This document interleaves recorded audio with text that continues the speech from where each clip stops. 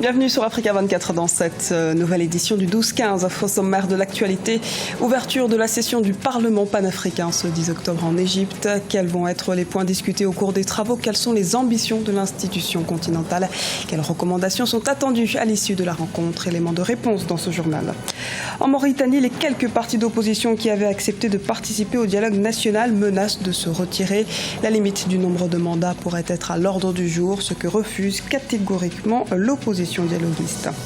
La Guinée équatoriale opte pour la diversification de son économie. Nous verrons comment l'accomplissement du plan de modernisation du pays Horizon 2020 permettra d'atteindre cet objectif. La session du Parlement panafricain s'est ouverte ce 10 octobre à Sharm el-Sheikh en Égypte. Au cours des travaux, les parlementaires se pencheront sur les questions relatives au terrorisme, à l'environnement et au développement du continent. Des recommandations seront formulées à l'Union africaine, mais c'est surtout un véritable pouvoir législatif que réclame le Parlement panafricain. Reportage de notre envoyé spécial à Sharm el-Sheikh, Djibril Fofana.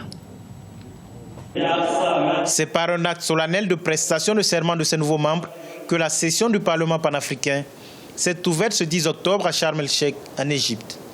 Le Parlement panafricain compte 270 membres, représentant les 54 pays de l'Union africaine. Sa vocation est d'être un véritable organe législatif au service des populations.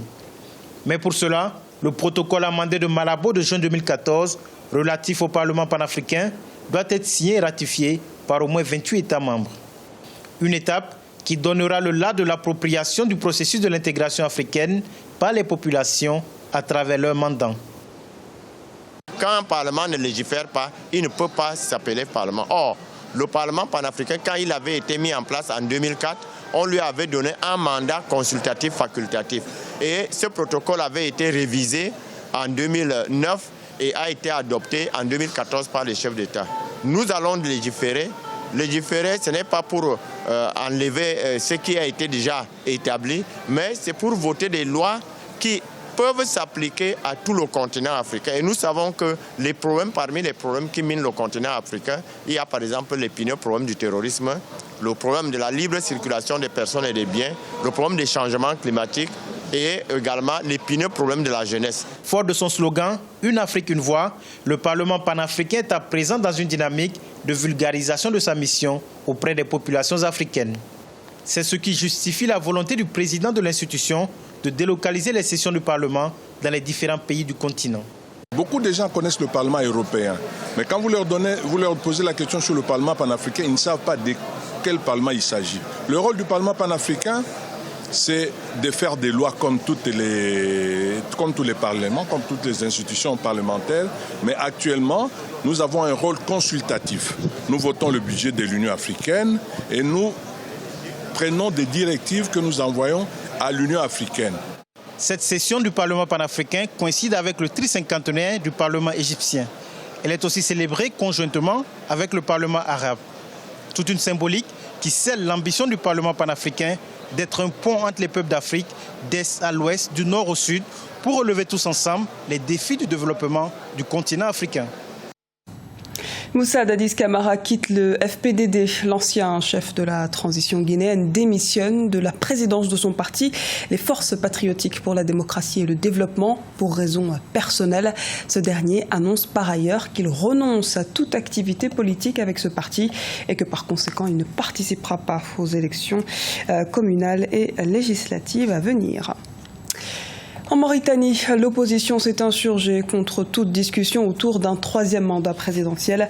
La modification pourrait s'inviter dans le dialogue en cours et fait office de provocation pour l'opposition qui rappelle que les points de débat avaient fait l'objet de tractations. Cette éventuelle révision devait être exclue des discussions. On fait le point avec Birama Saonera. En Mauritanie, les partis d'opposition qui participent au dialogue national menacent de se retirer. Ils s'opposent à tout débat qui toucherait la question de la limitation du mandat présidentiel. Selon deux partis d'opposition, à savoir El Wiyam de l'ex-candidat à la présidentielle, Bouadiel Ould Houmeid, et l'APP de l'ancien président de l'Assemblée nationale, Messoud Ould Boukhayir, le document présenté au départ par le parti au pouvoir ne faisait pas mention de ce sujet. Dans aucune des propositions, il n'y avait eu ce problème de mandat. nous avons protesté contre l'introduction de ce thème tout à fait nouveau, qu'on n'était pas d'accord. Et avec l'insistance des gens, nous avons menacé de mettre fin à notre participation si ce problème continuait de nous être imposé. Par la suite, les gens ont compris que c'est un problème qu'il ne faut pas soulever. On a convenu qu'il ne faut plus le poser. Les discussions se poursuivent sur les autres points inscrits à l'ordre du jour de ces dialogues nationaux. Les réformes proposées par l'Union pour la République, parti au pouvoir, font entre autres référence à la modification du drapeau national, la suppression du Sénat et la création d'un poste de vice-président. Il y a 4 ateliers qui travaillent d'arrache-pied. Nous sommes peut-être au dernier tournant. Ça avance normalement et on prévoit, si tout va bien, de finir au cours de la semaine qui débute aujourd'hui. S'il devait y avoir, ce que je ne souhaite pas, des complications, peut-être que ça pourrait se prolonger. Entamé le 29 septembre 2016, le dialogue national doit aboutir à une réforme constitutionnelle consensuelle.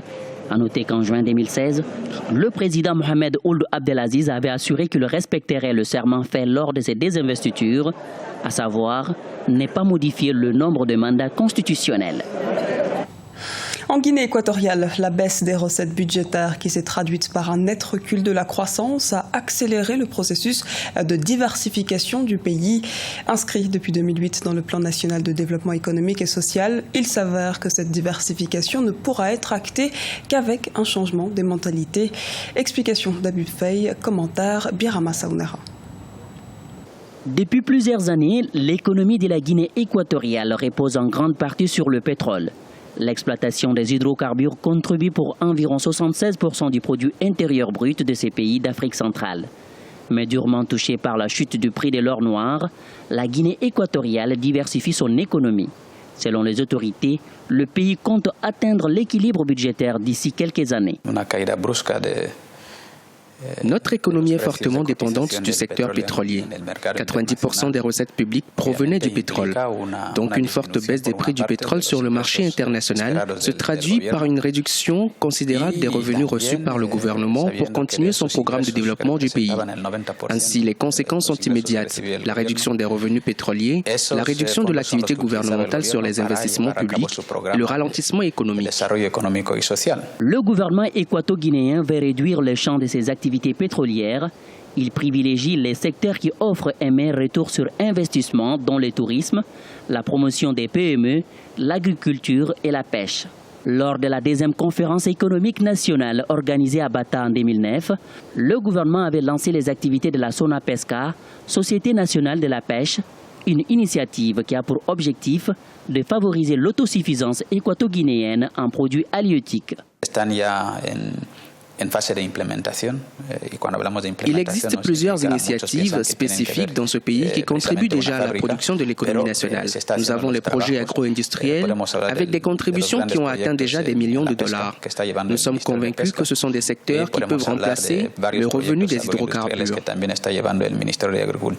En 2016, la Guinée équatoriale a engagé plus de 300 nouveaux grands projets sur l'ensemble du pays afin de garantir la diversification de l'économie. En 2015, le gouvernement a aussi injecté plus de 31 millions de dollars pour développer l'agriculture. Le pays privilégie aujourd'hui une entrée massive d'investisseurs et met de côté l'éventualité de recours à des prêts auprès des bailleurs de fonds. Au Tchad, comme dans beaucoup de pays africains, l'accouchement dans les zones périurbaines devient un véritable problème social et de santé. 2 femmes tchadiennes sur 5 dans les zones rurales accouchent par voie césarienne, mais les centres de santé de proximité ne sont pas équipés pour y faire face. Reportage de Mahamat Ramadan, notre correspondant au Tchad. Selon un récent rapport du ministère de la Santé publique et de l'UNICEF, 3 femmes sur 5 au Tchad accouchent par la voie césarienne contre seulement 3 sur 5 par voie normale. Ceci est dû au nombre important de grossesses précoces dans les zones rurales. Mais selon les mêmes documents, les centres de santé dans ces zones ne sont pas tous équipés pour faire face à ce genre de chirurgie. Conséquence, l'accouchement devient un véritable problème social. J'avais une fille de 14 ans. Elle était en grossesse. Je l'ai suivie jusqu'à terme. Mais pour l'accouchement, j'ai apprécié que le bassin ne peut pas être acceptable pour faire l'accouchement sur place. J'ai pris ses voies elle est nécessaire et je l'ai envoyée vers le bout. De là-bas, on l'a fait la césarienne. Dans plusieurs régions du pays, les femmes enceintes sont obligées de parcourir des dizaines de kilomètres pour accoucher par voie césarienne et recevoir des soins appropriés. Une situation qui reste préoccupante pour les autorités en charge de la santé du pays. Pour mon premier accouchement, j'étais hospitalisée au centre de santé d'Olima, dans l'ouest du pays, parce que selon les infirmiers, j'ai pas le bassin suffisamment large pour accoucher par la voie normale. Mais le problème est que le centre n'a pas un médecin chirurgien et des dispositifs appropriés pour ma prise en charge. Et ma famille a dû parcourir avec moi 63 km pour accoucher par la voie césarienne. Depuis, je porte encore des séquelles physiques et je suis toujours de traitement à chaque grossesse. Seulement 28% des femmes enceintes ont fréquenté un centre de santé jusqu'à l'accouchement. Les autorités ont annoncé la construction de 80 centres de santé en 2014, répartis sur tout le territoire. Mais ces derniers sont sous-équipés pour la prise en charge des urgences. Un reportage commenté par Birama Saounera. Ce journal a été réalisé par l'ensemble de la rédaction. Nous vous remercions pour votre fidélité. Dans un instant, une nouvelle édition du 12-15 sur Africa 24.